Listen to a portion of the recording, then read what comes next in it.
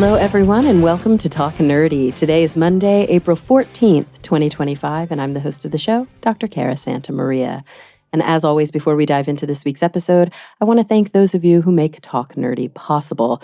Remember, the show is and will always be 100% free to download, and the way we keep it going is by relying on support from individuals just like you. If you'd like to pledge on an episodic basis, all you've got to do is visit patreon.com/Talk Nerdy to learn more. This week's top patrons include Anu Bharavaj, Daniel Lang, David J.E. Smith, Mary Neva, Brian Holden, David Compton, Gabrielle F. Jaramillo, Joe Wilkinson, Joseph Lamore, Pasquale Gelati, Rika Maharaj, Ulrika Hagman, and many, many more. Thank you all so much. All right, who do we have on deck for you today? Her name is Dr. Rae Wynn-Grant. She's a wildlife ecologist, and she co-hosts NBC's newest original series, Mutual of Omaha's Wild Kingdom, Protecting the Wild. She's also the creator and host of the podcast Going Wild with Dr. Rae Wynn-Grant, which is produced by PBS Nature, and she has a new book out. It's called Wildlife: Finding My Purpose in an Untamed World. Without any further ado, here she is, Dr. Rae Wynn-Grant. Well, Rae, thank you so much for joining me today. Yeah, thanks for having me. I'm happy to be here. I'm super excited to talk about all of the incredible new work that you've been doing recently, things that are on the horizon. I have to say, as somebody who I'm a psychologist, you're an ecologist, a wildlife ecologist. I worked in psychom for probably the last 15 years, mostly in television and podcasts. So we have a lot of kind of crossover stuff in common. We were just talking about the fact that you have been on Ali Ward's podcast, Ologies, dear friend, also a lot in common. But I have to say, a lot of people are not working right now. You know, Hollywood is struggling a little bit. And so it's really cool to see not only a woman hosting a wildlife show or co-hosting a wildlife show on television, but a woman, a Black woman hosting a wildlife. I mean, this is, sadly, it's 2025, and this is still exceedingly rare. It is. And, I appreciate you framing it this way because, gosh, am I grateful for the work that I have, the really cool opportunities that I've been given. And, it's not lost on me that I actually started filming my show during the writer's strike 2 years ago, in 2023, and when a lot of people were having the opposite experience with work. And, I am the first Black woman to host a wildlife show on television. Are you serious? The first? Yeah, the first one. Not only is that incredible and a massive accomplishment and kudos and congratulations, but also I'm kind of mad about that. Actually, I'm really mad about that. It's both. Yeah. And I can even just use myself as an example. I have wanted to be a nature show host since I knew what a nature show host was, which was I started watching, nature programs probably when I was 5 years old, early 90s.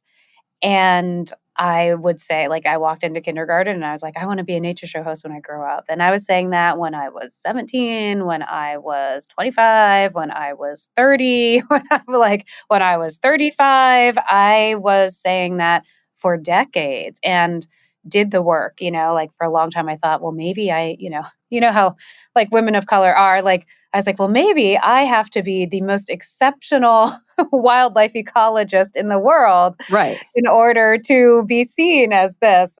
Luckily, I found so much joy in that pursuit, in the pursuit of becoming an acclaimed wildlife ecologist. But I never stopped pitching myself. And, it was in 2017, actually, that I finally stopped trying. And it was because I got really high. In 2017, I had my PhD. I had, you'll see, a bachelor's, 2 master's degrees, a PhD. I was doing a postdoc at one of the most esteemed natural history institutions in the world. I had studied lions in Africa and bears in North America and lemurs in Madagascar and jaguars in Central America. And I was popular on social media and I was doing all this work. And I went to pitch myself to a network executive that had a network that had a lot of nature shows on it. And the guy gave me all these compliments. He's like, "Oh my gosh, like you're the real deal. Like you really like even without the cameras rolling, like you're doing all this nature show stuff. That's amazing. You're amazing. Also, you'll never host a nature show. You should stop trying. Like you are not a white guy with a beard. You see who gets these shows and that's how it's always going to be." Sorry. It blows my mind, but it also doesn't surprise me. I'm not gonna tell the story now because I don't wanna speak out of turn, but, like, Allie and I were in a meeting once with a network executive who basically said the exact same thing. We were pitching this show with multiple hosts that were all like young science communicators that we were friends with. And he was basically like, "Oh, just our audience isn't ready for like women to host that kind of show." Yeah, smart stuff. Yeah. Like, what? Yeah. Like just like they said the quiet part out loud? Yeah, they just said, I mean, he was trying to like save me Oh, of like a course lot he of was. wasted time. So I really did stop. I mean, that Oh like no, that's so I heartbreaking. it's heartbreaking, but I also like realized, I mean, and again, thank goodness I had purpose outside of the TV work I wanted to do Mhm, mhm. because I was like, yeah, I really am the real deal. I really am a wildlife ecologist who's dedicated her life to saving endangered species from extinction. So maybe you're right. Maybe I will never have a nature show because I can't give myself a nature show. If I could, I would have already. I need like racist, network execs like this guy to change his mind to give me a Yeah, nature show. yeah. But luckily, I was like, I want to help make a healthy, balanced planet. So if it means that I don't get to do it on TV, I'm still going to do it. And it really does bring me a lot of joy and satisfaction. So I stopped. I stopped trying. It's like, Ugh, man, mental health matters. I thought to true. myself, like, I'm not going to force this. That's not joyful. So I stopped for years. And, there is like a really happy ending to this whole conversation because literally today I am wearing my Mutual of Omaha's Wild Kingdom shirt. Mutual of Omaha's Wild Kingdom is, a classic nature show. It started in the 60s. It was always hosted by middle-aged white men who are dedicated to environmental protection and exploring the world. And Wild Kingdom invited me to be the newest co-host to their show in 2023. I had been qualified for like 15 years at that point Mhm, to be yeah, a host like that, but it was the decision makers at Wild Kingdom who decided we're going to do something that no other network has done. We yeah. are going to have a non-traditional person come onto the show to co-host it for the first time. And I really am grateful. I'm mad that it took, so long for any, Black person to Mhm, host a wildlife show, but I'm also really proud of the decision makers who decided to make that change for Wild Kingdom because now I hope, I mean, we are now the number one wildlife show in America.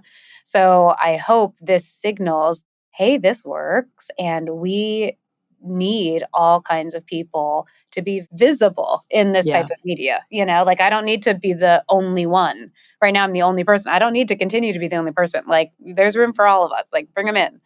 Absolutely. Oh, I love that so much, and it's not like you have been doing science communication for some time, right? Like, even though, yes, you were pitching and then you decided, "I'm gonna take a breather and I'm gonna focus on the actual work," you're also, the creator and the host of Going Wild, right? So that's a podcast produced by PBS Nature. Yeah. And gosh, I love that podcast. Isn't And podcasting the best? It's the best. it is like it is. Yeah, well, I'll have to have you on. It is just a dream show that happened very naturally. In the pandemic, I just have a good friend. Her name is Danielle Broza, and she's the digital lead for PBS Nature. And my podcast, Going Wild, is with PBS Nature.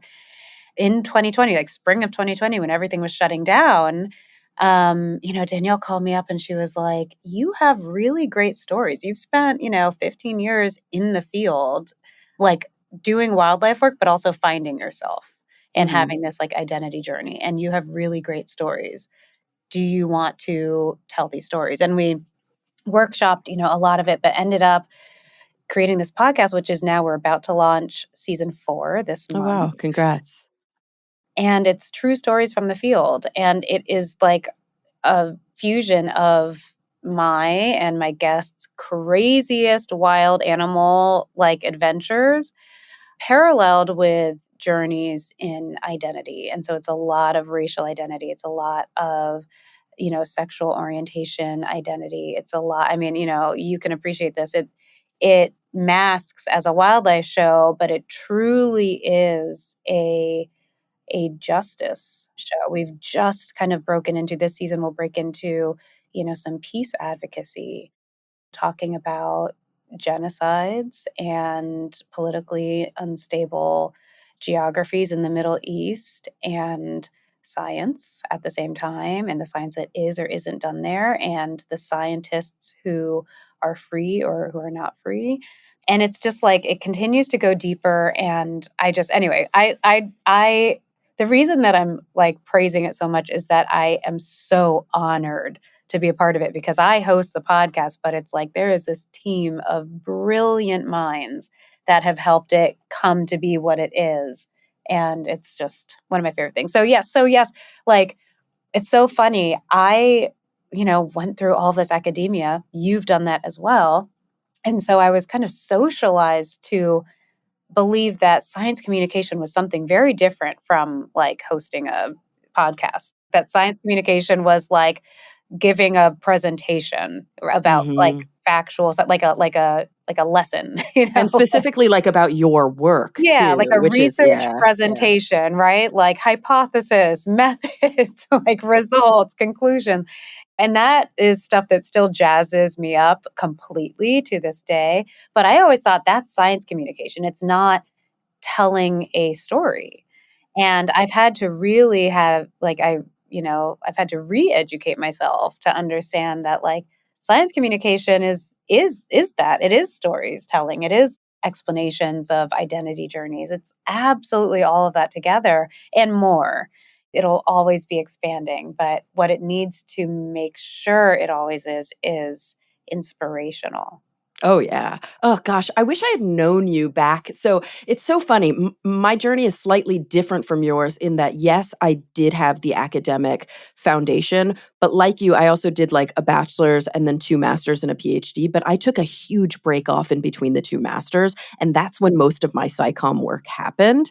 And so I then like I just finished my PhD 2 years ago as an old, like went back to school. But but in the interim, from 2015 to 2019, a couple friends of mine and I ran a science communication like sleepaway camp for adults called Psychom Camp, where we did a lot of that very training about storytelling and about how to communicate science in effective, impactful ways, looking at the science of science communication, which is like this really incredible field that I'm so pleased to see so many young people going into at the university level and looking at the data about effectiveness of science communication. And can we just say, now more than ever, this is so necessary. So not only are you finally in this position where you have the culmination of both your academic studies and your field work, not both, what's the word for more than two? Your academic studies, your field work, and the SciComm work, all kind of integrating, right, and coalescing with one another. But you're doing it against a really difficult landscape right now. So DEI initiatives are being not just shut down, but literally like criminalized almost right now. I mean, it's the most bizarre and frightening sort of Gilead experience that all of us are having a massive existential panic attack and sort of dissociating in an effort to get through our days. How do you approach this work knowing that, before it was an uphill battle? It felt Sisyphean. Now it feels dangerous. It feels like you're doing something that could land you in a lot of trouble with the current administration. How do you go about it? Girl, that's a tough question. Mm, mm, And mhm. we're recording this right now in early April of 2025, right? So we have had these DEI bans, these executive Yeah, orders and these bans for like a couple of months only. right. And so I'm still reacting. there's a big part of me that says, you have privilege, Ray. You are a US citizen, Right. you are an English speaker. Like I have some privileges that lots of other science communicators or just people in this country don't have and would cause them to hide, for Mhm. protection. And then in other places, I'm kind of like, yes, but if I lose my job, my family will be in a lot of trouble, right? Right. Like I am the Absolutely. provider for my family. I have young kids. There's a very careful balance where I am afraid of career suicide that interestingly comes from the right place, and Mhm. even before we were in this current Trump administration, and we've had Trump administrations before, but like even I've had experiences with whistleblowing in the workplace and having it really backfire on Mm, me. yeah, yeah, yeah. And it was like that was like internal to a place, not even like kind of public. So I am definitely spending a lot of time thinking about like how do I protect myself and my livelihood because it's not just about me. Right. There's this whole family that depends on my work. And also, how do I always do what I believe is right and push justice and progress? And I haven't figured it out. I haven't figured it out. So far, I've just been doing what I always do. Yeah. And that has been so far okay. I did all of my public speaking during Black History Month proudly and Mhm. publicly. And I am always going to advocate for, for example, the Endangered Species Act, which I think might be like on the chopping block of the administration, but I will never not argue that we need that legislation to not just protect endangered species, but their habitats and ultimately the planet. So, anyway, to answer your question, like, I don't know what to do, but I know that I'm not going to completely hole up and completely change my tune. And right now, I don't feel afraid because of a lot of the privileges I have. I think Yeah. it would be very different if I was from the LGBTQ community. I think it'd be very different if I was a religious minority or a non US citizen. And so I'm trying to really lean into that in a way that like Black women don't often, do, right? Because we Right. also face a lot of oppression Absolutely. because of the intersections of our identities. But it's a confusing time, but I'm really kind of checking every day that I'm doing this balance of like caring for myself, caring for my family, working towards stability, but also not compromising on the values that I believe in. That's such a beautiful way to put that, and I think it is so incredibly important. Of course, I'm a psychologist, so I'm like, "Here," right? Of Yeah. course, like, mental health prioritization, work-life balance. A couple of weeks ago, I emceed a symposium at MIT about this very topic, like science communication against this backdrop, and Mm, there were times in the day where people were despairing a little bit, and I remember very clearly Lee McIntyre, who is a philosopher. He wrote a book called How to Talk to a Science or How to Argue with a Science Denier, or How to Talk to a Science Denier. Um, and he basically stood up when everybody was like, "What do we do?" And he was like, "In times of oppression, telling the truth is a radical act." mm, And that's where we're at right now. It's incumbent on us in whatever way is the safest for us to do so to just keep telling the truth. And I'm so grateful for folks like you who bravely tell the truth, specifically in your area of expertise, which sometimes might not feel overly radical because it's like, okay, I'm talking about, let's say, carnivores and I'm talking about threats to their existence, but it's deeply radical against a backdrop of let's cut the budget of our national parks. mhm, mhm, Let's, reallocate all of our funding away from these foci and put it into like drilling. And so we can't, as an educated citizenry, make appropriate decisions unless we are excited and exposed to the wonders of nature, to the wonders of our planet. And that's a huge part of the work that you do. So I want to get back into the work a little bit. We talked about your education. I'm curious how one gets to where you are. I often, when I have folks on the show, like to talk about their sort of whether they did a traditional path, a non-traditional path. What did you study in school to become a wildlife ecologist? Oh, sure. Well, the thing that I usually like to start with before I talk about my journey is that there are a lot of ways to become a wildlife ecologist or a wildlife biologist or a wildlife conservationist. Like, there are so many paths. And I did not know that when I started my path, and I may have taken a different one. But I did an academic route.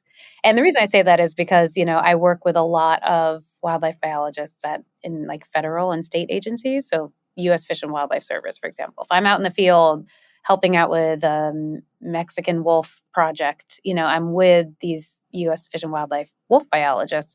And many of them will not have graduate degrees, like many of Yeah. them like maybe went to college and majored in something, related to the natural world, and then joined the agency and worked their way up and gained an Hmm. expertise that way.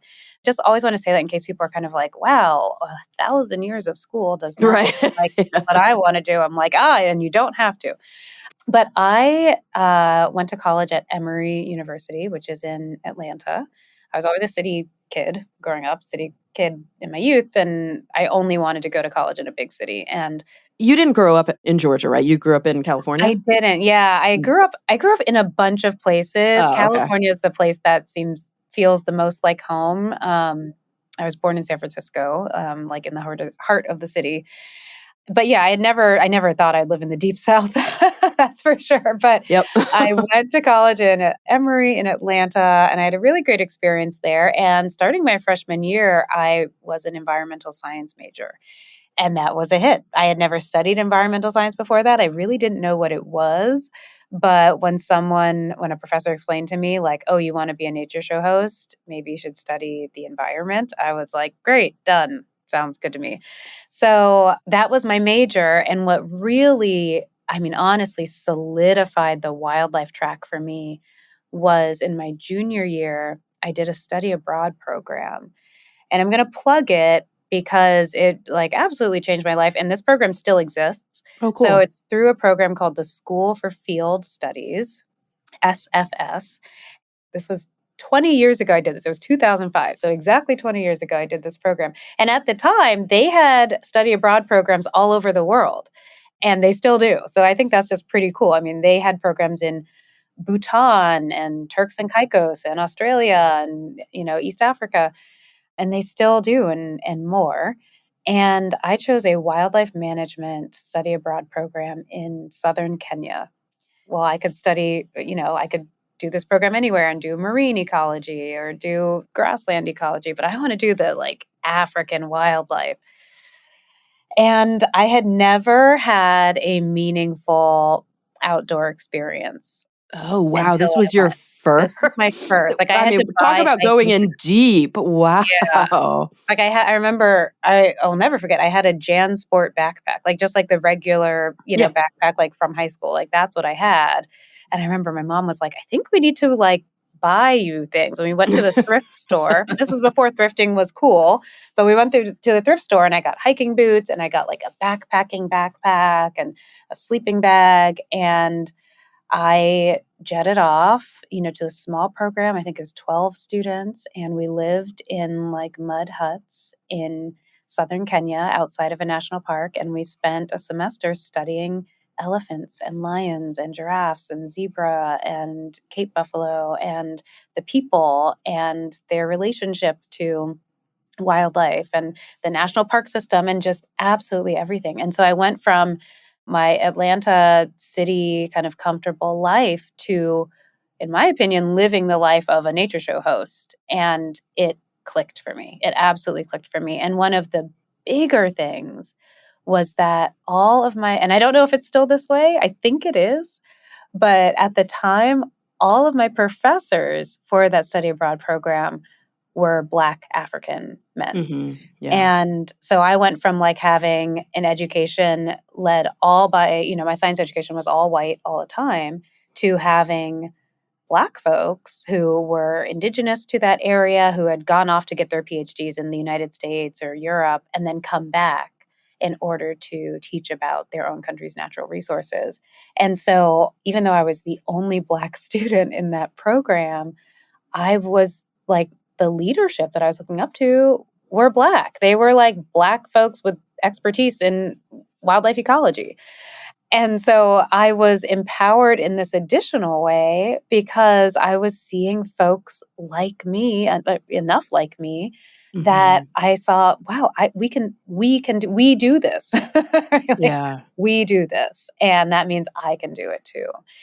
And it absolutely changed me. So I was there for a semester, finished that semester, went back to finish my junior year of college. I ended up graduating early because I was like so pumped that I had found my spark that I was like, oh, I can't get enough. I finished quickly, I finished early, and then was solidly in the wildlife conservation world, whether in the nonprofit space, working for a little bit, or when I went back to grad school, was there and have been there ever since. Can I just say, so I have never been lucky enough to visit East Africa, like in the Not sub-Saharan yet. region. Yeah, not yet. I've spent most of my time in Southern Africa, Namibia, Bots, South Africa, Swatini. What is it about the continent that I just every chance I get, I want to go back. I want to spend time there. I feel like I could live in Namibia. I feel like it's one of my favorite places on the planet. It's and like you mentioned, you had never really had a real wild, like, outdoor experience. These are it's not just the people, it's not just the food, it's not just the culture. These are the animals that we grew up. They were the pictures on our kids' books. They were the stuffed animals that we were playing with. It's such a funny thing to see these organisms in situ, in the wild, that are the stuff of our imagination. I mean, you're taking the words out of my mouth. I agree. Again, as someone who like grew up watching nature shows, loving it, it's like only natural that I'm like, I need to go to East Africa, right? I need to go to Mhm. like where the Lion King took place. I need to Right. be there. I think we're kind of opposites, like in terms of our travel across Mm. the continent of Africa. I have not been to Southern Africa ever, or West Not Africa, but yet. not yet, because I'm going. Yeah. But East Africa and Central Africa are places that I've done a lot of wildlife conservation work and learned from local indigenous wildlife ecologists. And the way you said it, like, got me a little bit emotional because there's just something that is so incredibly unique and iconic and special. And let me just say, I don't want to throw shade because I'm like in this world of like wildlife media. But the other day I saw a trailer for a show that looks like such a cool show, but Mhm. it uses CGI wild animals. Why? Like rhinos and chimpanzees and Mhm. toucans and all of this. And I was like, what? Like, this is like they are better in real life. They're better, Yeah. like, but you actually, like, we can't AI these animals yet. Like, they are so unreal in reality that, Right. like, the, like, graphic design of, a rhino running, it's not as good.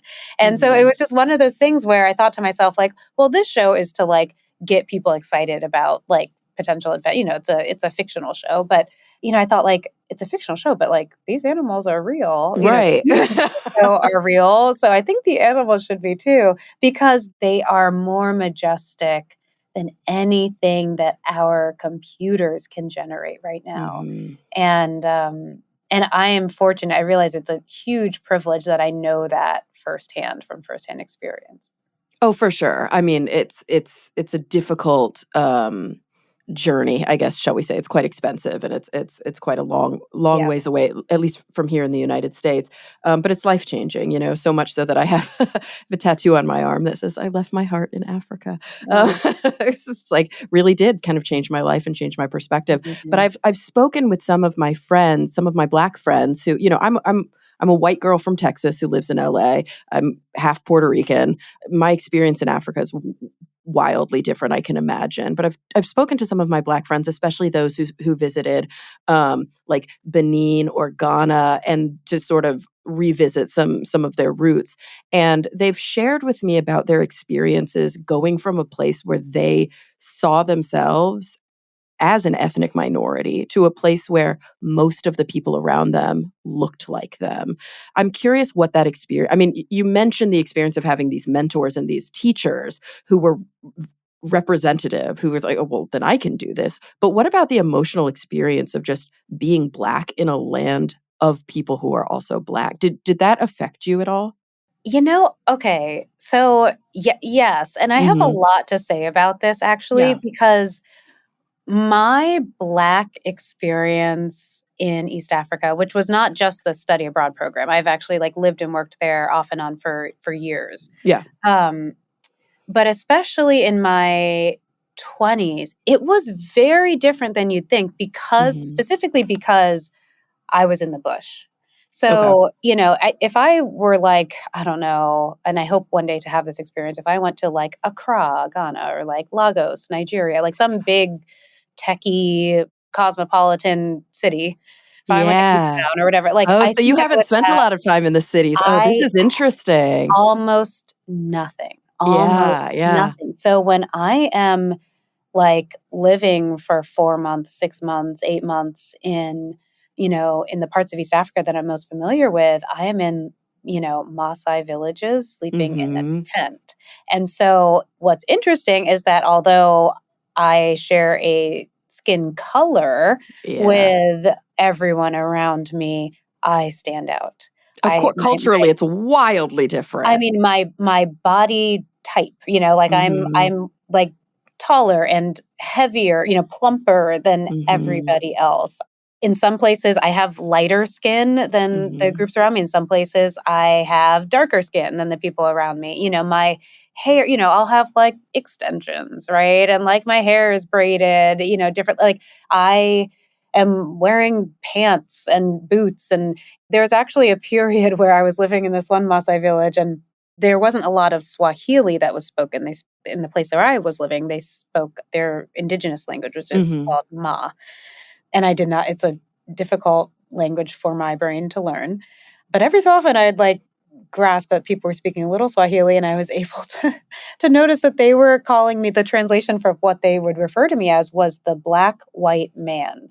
Oh, And at wow. first I was very offended, and then I was like, I guess it makes sense because they are acknowledging that I am Black, Mhm. and yet I act like a white man. Yeah, Like, yeah. I am, like, independent, and I am from America, first of all, Mhm. and I'm a, trained scientist and all these things, and I move around and do my own thing, and I'm not and again, this is, like, coming from people who live a very choose to, they're not Mhm. forced to, but choose to live a very traditional tribal lifestyle, and so, yeah, they're like, "She's a white guy who's Black and a woman."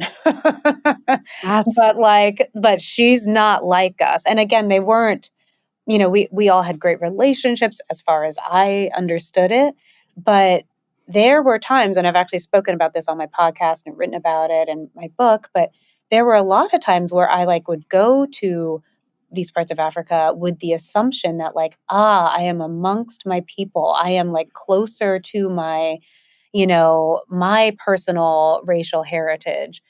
And really, I would travel and realize, like, wow, I am so firmly African American. yeah, yeah. And it was especially when I was like quite young, when I was 19, 20, my first trips out there, it really helped me sink into my racial identity, actually. It like helped me to feel like, wow, I do belong somewhere. Oh, I love that. Being African American is wild. We have this very distinct history, often one of struggle and pain. Mhm. We have this distant link to the continent, which is meaningful and important and deserves more exploration. But like, I realized I'm like, I am a product of African Americans, and being in Africa had helped me realize that more. So I don't want to, like, again, I did feel connected, and I did feel like, oh, wow. Like, if anything, it's not that I am noticing as much that like, oh, I'm amongst, everyone's Black. It was more that I realized like, oh, nobody's white. Like I'd Yeah, never been in a place where like no one was white, but I did not feel Black like them. And I learned mhm. that that's okay. I learned that that's okay. I think there was like a bit of a social pressure actually for me to travel to Africa and feel Yeah. like I was with my people. And instead, I got that education like, wow, the Black diaspora is amazing and diverse and huge and just freaking dope. And that's not something that was like taught to me, right? I Of was taught that like course. Black is Black is Black is Black. And being able to travel and be like, oh, I'm Black in a different way than you're Black. And like, that's cool. And let's explore it. I wasn't expecting that. I'm taking a long way to say that it was the absence of whiteness and white, like leadership Yeah. that really opened up a lot for me. That was very refreshing. That was a great place for my mind to grow and my science to deepen and my personal self-confidence to develop. And at the same time, I got this lesson that, wow, I am so proud to be an African American woman. And I'm so proud to have cross cultural exchanges with East African people. And like, God damn, like this diaspora is so rich and I'm getting to experience that. I have to say that's such a testament to your perspective and framing, right? I'm a very kind of constructivist thinker, and perspective and framing, they're so personal, they're so individual, and some of it is, I think, very socialized, but some of it really is a choice. And coming from the position, my frame is very much the frame of an existential psychologist who has like a lot of kind of training and prioritization of like social justice and diversity framing. And when I hear that, when you first started to tell me, my expectation was the experience that I hear quite often of my patients and my friends who are biracial, and that experience of like, I'm not fully this and I'm not fully that. And so I don't really fit anywhere. But it's such a beautiful frame shift of, well, I'm not quite this, but the thing that I am, this intersectionality that I am s- is its own thing, and it's something to be so proud of, and it's a sense of identity for me. Like what a gorgeous for I can imagine that there are people listening to this podcast who didn't ever think of it that way and who may be empowered by taking your frame right now. And so I'm just so appreciative of how you shared that. Oh, thank you. Yeah, I like, and this is just like I never thought I would be talking about this on a podcast, but like it also actually goes back to even things like, when I was in college, I remember really like kind of grappling with my name, right? Like my last name, my family's name, given that it's like two slave names hyphenated together, right? And Mhm. like, like if my last name is Wynn-Grant, I know that, tracing the Wynn lineage would lead me to a plantation where everyone had the same name, and same with the Grants, right? Mhm. And that remains uncomfortable, but I think I felt a bit of shame for a while Mm, at not mhm. having like, going to college with some of my friends who could trace their ancestry back to an African country and had identity there. I felt a little jealous. Yeah. And traveling to the part of Africa that I traveled to and really kind of learning about myself, it helped me realize like, oh my gosh, like, wow, I'm proud of this name. I am proud of like the people who survived and who I'm built from, and like the magic in there, and even the very violent and oppressive way that the African American cultural group came to be, like, Mhm. I'm proud to be a part of it because, man, have we changed the world. Having these names that are English, and belong to someone else, like, let me reclaim that actually because it's really special. It took me just, traveling halfway across the world from where I lived to understand that, but sometimes that's like how life goes. Oh, absolutely. I don't even think I could find it quickly, but there's a lovely quote by Anthony Bourdain that I shared somewhat recently, like on my socials, about travel. Let me see if I can find it. Ooh, look, it's the first thing that comes up when I Google. I love this. Ah, Oh no, there's like a million. There's like a million quotes about travel attributed to him.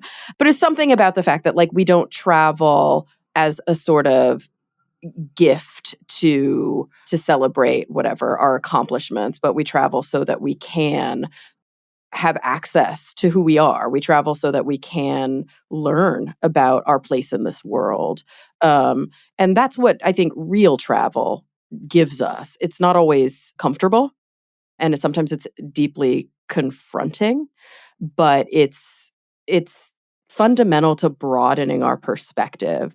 And I love this conversation about the self and the other. Clearly, this is my psychologist hat has been on through this whole podcast. You are a wildlife ecologist, and I can't help but keep going back to the fact that when you travel, when you work, whether it's with lions in East Africa or whether we're talking about like these different large carnivores, right? Like bears or wolves or whatever, we can't decouple the nature and the wild from the shepherds of that nature and wild, from the people who are in direct, whether it be conflict or protection of these incredible creatures. So when you travel and you study the things that you study, you're always doing it in the context of the incredible people who have boots on the ground working with these animals, aren't you?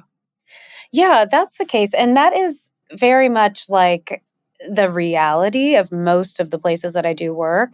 And also, it's like that's like a big part of my philosophy, like my Mhm. personal philosophy and approach to this work. And, I really kind of tie it back to just like, I don't know, evolution.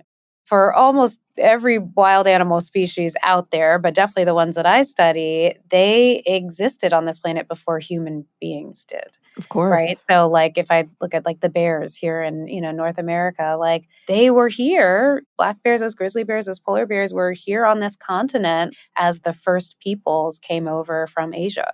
Early humans, making that migration, like, the bears were watching. And Mhm. so I personally believe that because the animals welcomed us, at least onto this continent, we have a responsibility to always include humans in these ecosystems. Wild animals and humans have been coexisting and thriving together for 99% of our time together. Yeah. It's this like Yeah. last 1% of Earth's history that like hasn't been going very well because humans have been making so much change to habitats.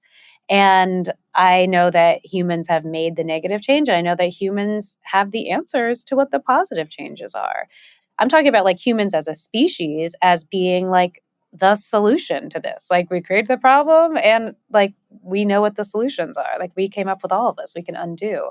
But then to your point, right, there are distinct cultural groups of people who have been in these places for generations who definitely have the answers or who definitely have a history of examples of coexistence and healthy, balanced ecosystems all thriving together.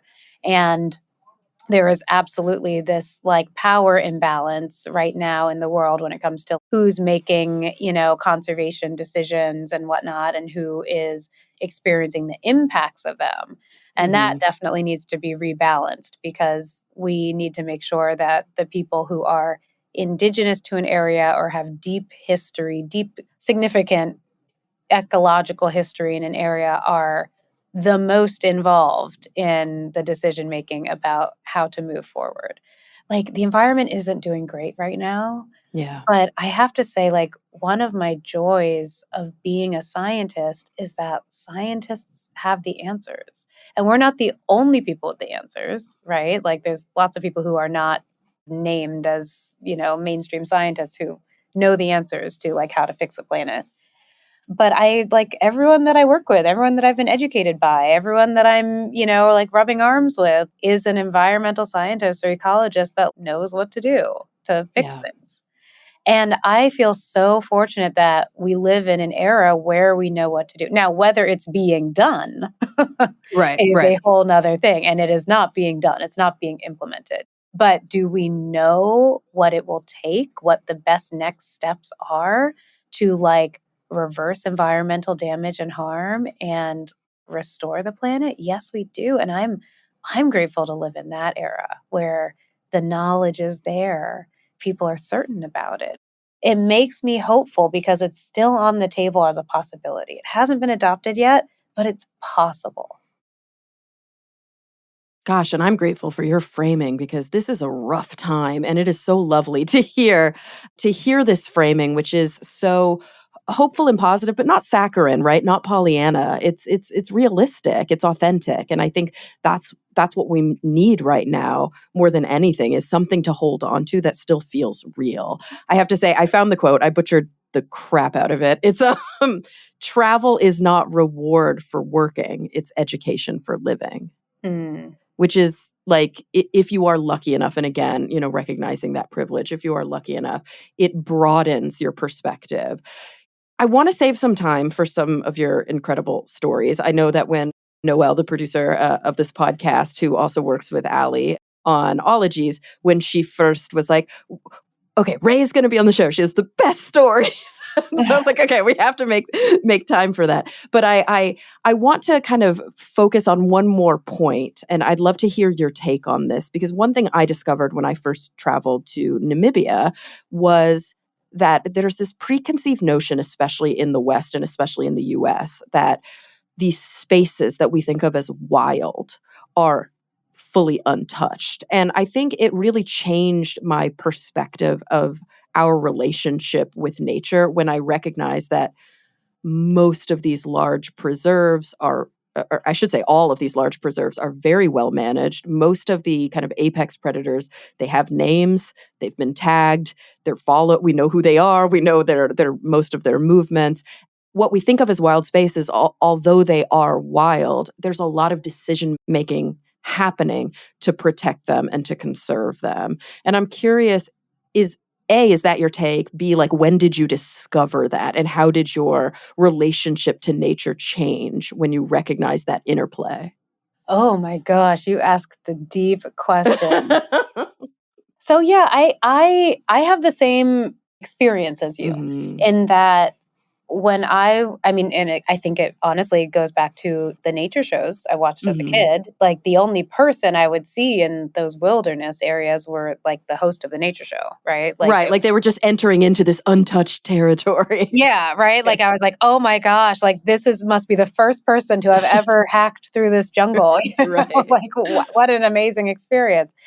And I'm gonna, like, go there with, like, white supremacy, but I believe that, conservation, like, the word conservation that we're using means a lot of different things. But in academia, the way we're educated is to learn about conservation through like kind of the fathers of conservation, which were like American white guys, Teddy Roosevelt and Aldo Leopold, and folks who created the national park system in the United States.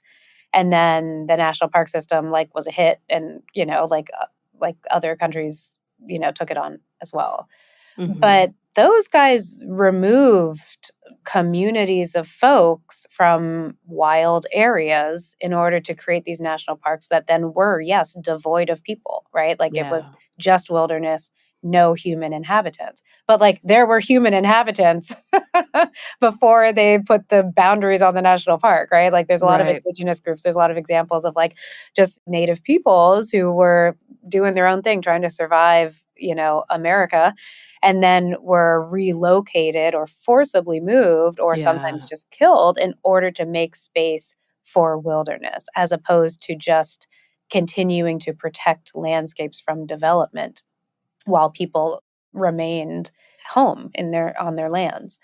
So we're kind of socialized to believe that wilderness is always the absence of humans. And what I think it is the absence of like high-rise buildings and freeways and, like drills and, pollution and those kinds of things. But that doesn't mean absence of humans, right? Like human humans aren't synonymous with like destruction, and so we have this misconception, we as a American society at least have this misconception that like there is wild and there is civilized, and people live in the civilized spaces and everything else is wild, instead of like the spectrum of all of the different ways that landscapes can be, and all the different ways that humans, who are, like animals themselves, organisms, like how we coexist within our ecosystem.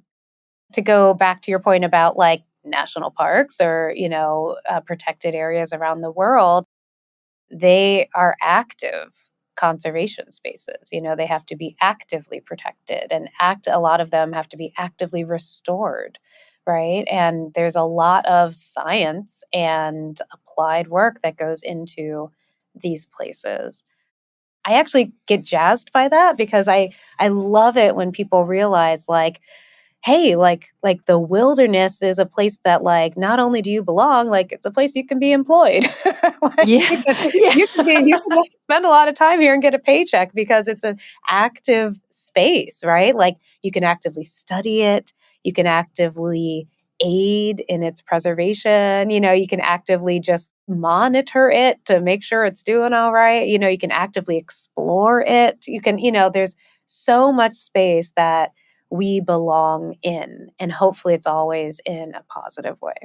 Absolutely. I'm curious about then some of those experiences that you've had, because I think maybe a lot of people listening or a lot of people watching nature shows, not those listening to your podcast, but a lot of people who have had the type of exposure that you mentioned to sort of nature television, they might be confused about exactly what you just mentioned, that there are like employment opportunities, that like going into these preserved spaces, there is science to be done, there is discovery to be made, there is active management that is required. It's sort of like, wait, what do you actually do? You just like go there and you look at cool stuff and then you like go home. Like, no, there's a lot happening when you have had the opportunity to spend time in these incredible spaces. So I'd love to learn a little bit. We mentioned before some of these large carnivores, but what kinds of research questions have you been asking over the course of your career? What kinds of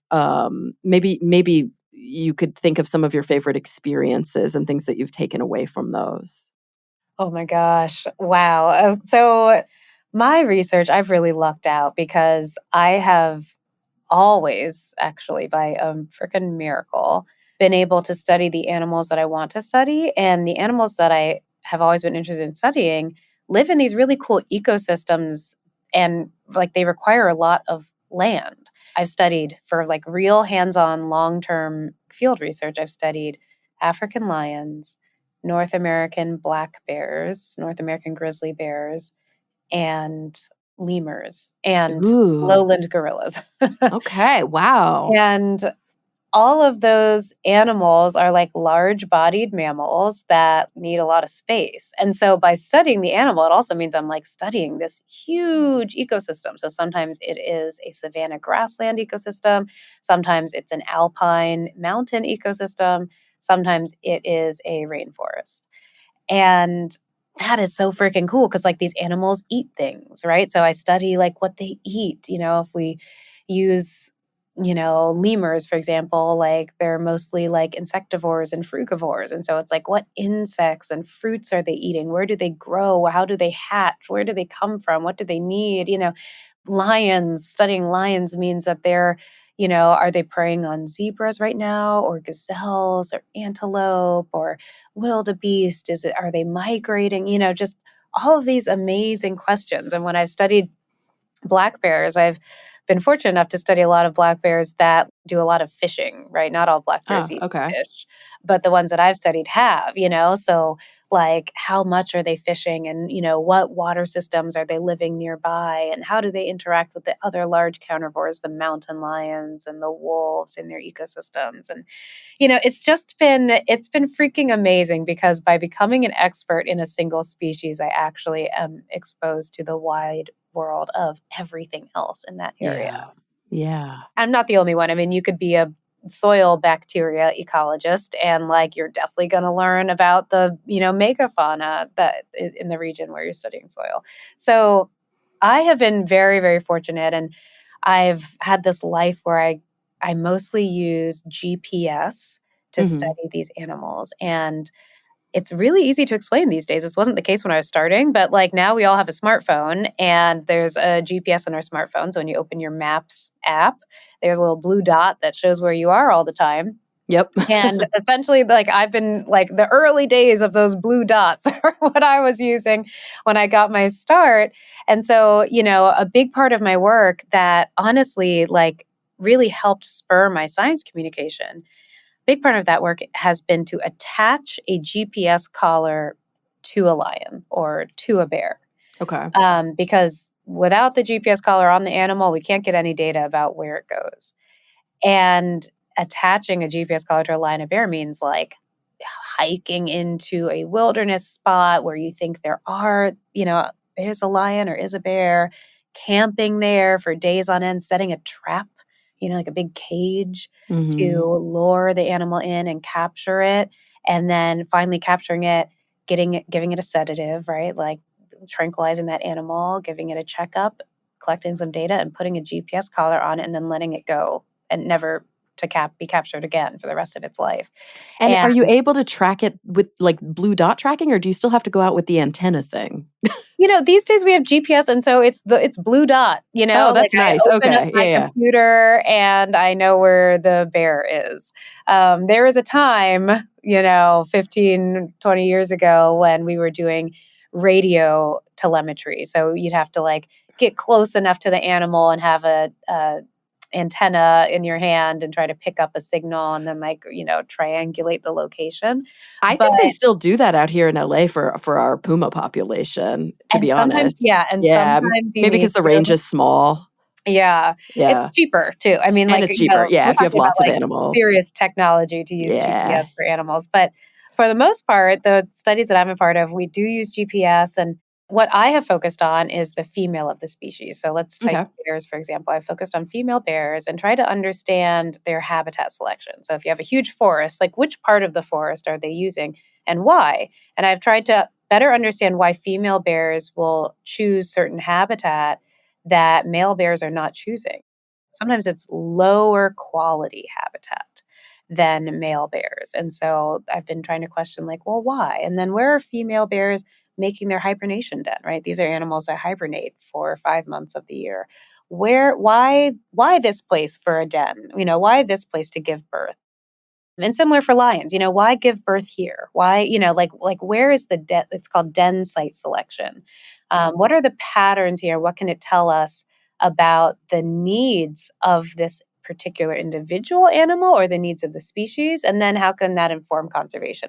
We don't want to create a protected area for bears or for lions that does not include the best places that these animals like to make their dens, right? Like if we Totally. were just studying male bears, our protected areas would not include high quality habitat for females to give birth. Ugh. Is that common when we look at the literature? I mean, do we see a correlation between how we've done basically biomedical science for most of human history and also how we do ecology science? Like, is it mostly, yeah, the man? That's the important one. I was going to say it probably comes as no surprise Yeah. that a lot of the conclusions we've made about wildlife species have been from the study of the male of the species Ugh. as opposed to the female. Yeah. Yep. And so Okay. it's like, sometimes people will call me and they'll be like, there's a female bear with cubs, in my back deck, and I didn't know that. I'm like, yeah, well, because we've been collaring the wrong bears, haven't we? Yeah. Like Yeah. maybe we wouldn't have built this cabin community here had we known that it's where females need to go to have their cubs. So yeah, so it's like a little feminist ecology I love it. going on, but it's one of those things I could advocate all day, but we want to save endangered species, right? And that means they need to give birth. Like we need to focus on females because they create the next generation of these species that we love so much. Oh, you love sea turtles? You need to love female sea turtles. Yeah. You love Yeah. lions? You need to love female lions. We need to understand these animals and design our conservation for their needs so that we actually have a next generation. Yeah. Oh, that's so cool. I'm so glad to hear about that. And would you say that that's sort of like a main theme of the work that you've been doing, that that's something that you always try to prioritize? It absolutely is. It absolutely is. And I have to say, I did not come up with this myself. It just one day it clicked for me. So, whenever I was like getting my start, studying, with advisors, right? With like mentors, my grandfathers of my biology work, would give me a data set or would put a GPS collar on a female, and they would explain to me like, we need to know where she's going to make her hibernation den this winter because we need to know, like, is that within or outside of this conservation area? And so, it was some of these guys, they weren't naming it as like, a female focus, for this, but they helped bring me into a science that was like just kind of starting. And then I named it, and then I started saying like, actually, let's just color these females. Actually, let's just follow them. So I really picked up a baton on biologists who understood it from the kind of the practical science perspective of like, well, who's giving birth to the new wild animals, let's focus on them. But I think I was the one brave enough to name the approach, and kind of make it specific. Oh, I love it. So I've already kept you longer than an hour. I feel so bad about that, but I've been just having so much fun. I feel like I would be remiss, or the listeners would be remiss, if we didn't kind of go to your new book, Wildlife: Finding My Purpose in an Untamed World, a memoir and exploration and sharing of these incredible experiences. I'd love it if you would maybe share with us I don't know, a story from your travels and your investigations, whether it be the craziest thing that ever happened, whether it be the most surprising thing, or just something that was really meaningful for you. I'd love to just, I don't know, get a little taste. Oh my gosh. Well, thank you. I'm happy to. Um, I so like my book is chock full of crazy stories. And like to the point that I like couldn't put them all in there. And my editors were like, your Tanzania chapter cannot be 100 pages long. you know, we've got to take some stories out, lady. Oh Um, no. and it's surprising because like some of the stories that some people like the most are different than the ones that I like the most. Or some of the stories that like to me are the most tragic are not the most tragic for other people. So it's like it's very, Mm-hmm. very interesting. But gosh, there's two that I'm grappling with. Which And they're one? both and they're both sad. Maybe which one have you shared less often? Okay, so there's when I was doing my master's degree, I was Hmm. studying a pride of lions in central Tanzania. And we were studying these lions outside of a national park called Tarangire National Park. And I was working with a team from the African Wildlife Foundation, which is a big nonprofit. And the lion team in Tanzania was all, Black Tanzanian researchers. And so I was like the junior graduate student of the group and learning from these really amazing scientists, many of which were like from that area. And I remember I was out one day, doing our little lion survey, which was amazing. And I was with a colleague named Peter, and he was this like big, tall man whose family was Maasai. And he wanted to be a park ranger. Like he was like, I want to be a park ranger who like understands science, but he really wanted to work in the park. We were studying lions outside of the park, but he wanted to Okay. work in the park. And so he always had this transistor radio on so that we could like hear what the actual park rangers were kind of talking about day to day. And sometimes we'd like go to visit them in their little outposts and stuff. So I always liked it when I was buddied up with him. And one day we were out, and we just finished our lion survey, and news broke over the radio that there were poachers in the park. Mm. And the park rangers had found poachers, and everyone was like rushing over to capture them. Hmm. And I was scared. I was like, Of okay, course. poachers means like machine guns. Okay, like let's get out of here. And Peter, on the other hand, was like, let's get in there. And I remember like being like, please, God, no. But next thing I knew, we were zooming off in our field vehicle. headed into the park because he wanted to, again, he wanted to be a park ranger. He wanted in on the action. And we got to this spot and we were unfortunately too late. The other park rangers were there. And I remember we drove up and the poachers were there and they had been captured. But again, we were too late. So what was also there was a giraffe, and she had been shot and Mm. killed. And so it was, what struck me was that I was seeing a giraffe lying down, which is something that they don't do. Giraffes are so big, their necks are so long that they can't lie down because they would never be able to get back up because of their necks. So they even sleep standing up. They just don't ever lie down. So this was a dead female giraffe who had just died. Like her body was still warm and she looked alive except laying down. And the poachers, there were three of them, and they were handcuffed and they were sitting down looking very, ashamed and like their lives had just been ruined, which they had. And the park, everyone was sad. Like the park ranger, it wasn't like a triumphant capture of these bad guys. And this story goes on for a long time, so I have to just like make it more concise. It wasn't triumphant. One, because the animal had died. Two, because the bad guys weren't bad guys. They were people from the community who were living in poverty and were being paid by some big kingpin who was protected in some other country to do the dirty work. And they were risking their lives and they'd been caught, which probably meant they'd be incarcerated for the rest of their life. And their families would be broken and their community economies would be broken. And it's just incarceration doesn't help anybody. And they were being taken away.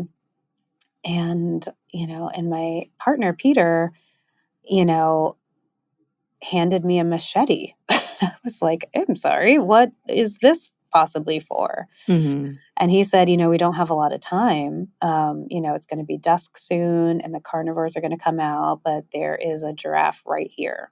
And that means there is over 1 ton of fresh meat available that we are going to cut off of her body and throw in the back of our pickup truck and drive to the nearest communities and give to people so they can make dinner tonight, because the establishment of this national park meant the removal of a lot of tribal communities from that land. And there is no hunting allowed in the park because hunting, if you're a Black African person, is poaching.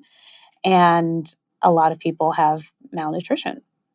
But the tragic death of this giraffe meant that there's going to be this huge influx of protein in the surrounding communities straight away. No electricity, no refrigeration. It had to be cooked that night.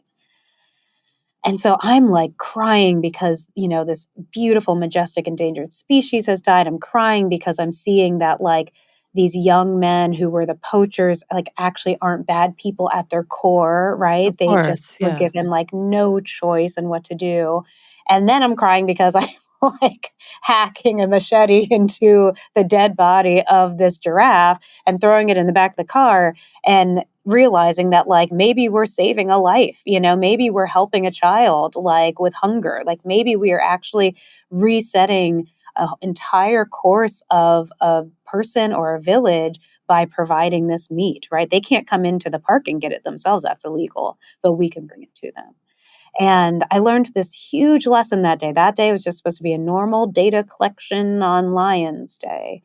And what ended up happening was we distributed giraffe meat to hundreds of community members, along with the other, park rangers, right? It wasn't just us. It was like every park ranger understood what was up. And I finished that night like eating a giraffe meat stew, which was not delicious, but I was solidarity with everybody. And I, I had this new perspective on poaching. And I'm still anti-poaching, like very strongly, like we need these animals to survive. But I had this new perspective on, the incarceration of Black men across Africa when it comes to poaching. I mean, the way we are throwing away people, to like a new prison industrial system. And it's not slowing down poaching. It's not saving these animals, but it is destroying lives. I had this, renewed view on the national park system and what it means for people who have like historically not experienced poverty and in modern day are experiencing poverty, like sometimes directly because of the conservation work that's being done. Like I just had this whole new view on how incomplete a lot of these goals are because communities are being left out of the success story. And it's like, if we're not like bringing rhinos back, like we're not making, significant enough progress on rhino conservation, and people aren't well, and kids are hungry, and people are going to jail, like people's fathers and brothers and cousins are going to jail. Like, this whole system needs to be reimagined, the whole thing. Yeah. Because we are losing too many people in the name of wildlife conservation, and we're not saving enough wildlife to justify that. So so that's a story in my book. It's a story from... It is in the book. Okay, good. It's in the book. It's an adventure that I had. I mean, like, I didn't give the details of like the way my heart was pounding when we're driving up on this giraffe. I mean, it was an incredible experience that I almost didn't have, that most, American field biologists that I know of like haven't had, but has profoundly changed me forever. It's such an important story, and I can't help but just for the listeners of the podcast refer you back to several years ago when I had the opportunity to do these back-to-back episodes with Byron Pace and Maxie Lewis about conservation in Namibia and conservation hunting. And it was wildly different, but there are some similar themes that I saw there and sort of very much changing my perspective about things that I had this very kind of like lefty liberal viewpoint about, which is, I think it was well-meaning, right? But probably ill-informed. And just the big takeaway of like, our policies in the West, because of our emotional reactions to certain things, have direct and dire implications in some of these nations where the boots on the ground and the individuals doing the work, they know better. Mm-hmm. Mm-hmm. They know better. And the decisions that they're making may not always be palatable for us, but very often are decisions, and I specifically, I'm talking about conservation hunting and how hard that is to swallow, but how necessary it can be. And so kind of you mentioned the poaching side of things, and then there's the legal hunting side of things and that kind of complex interplay. And it's just, I'm so grateful for you for sharing these stories, because I think that work of turning our preconceived notions on their ear and understanding that we have to broaden our perspectives and we have to listen to the voices of the people who are doing the damn work, right? And whose boots are on the ground and who can see all of the multifaceted components of this. It's just so important. And I think it increases our empathy too, right? It's very easy to see the world as this is good and that is bad. Mm-hmm. Mm-hmm. But you mentioned there are these people who are desperate and they're making decisions that were not good decisions, but they were making them for meaningful and very human reasons. And until we increase our empathy in that way, we're not going to solve these problems. We're going to have these silly solutions that don't hold. And I'm just I'm just so grateful for you sharing so much of this with us. I want to make sure everybody knows, once again, the book is Wildlife: Finding My Purpose in an Untamed World. The podcast is Going Wild with Dr. Ray Wynn-Grant, which is produced by PBS Nature. And of course, the new show is Mutual of Omaha's Wild Kingdom, Protecting the Wild on NBC. Ray, I can't thank you enough for spending all this time with us. I want to steal so much more. Maybe we'll have you back sometime soon. Have me back. Oh my gosh, I could keep talking. And I can, and we have so much more to cover. But thank you so much, Kara, for having me and for the depth of the conversation. And I mean, we've been all over the place, but it's been just a joy. Such is Talk Nerdy. So I appreciate that you appreciate. And everybody listening, I appreciate you for coming back week after week. I'm really looking forward to the next time we all get together to talk nerdy.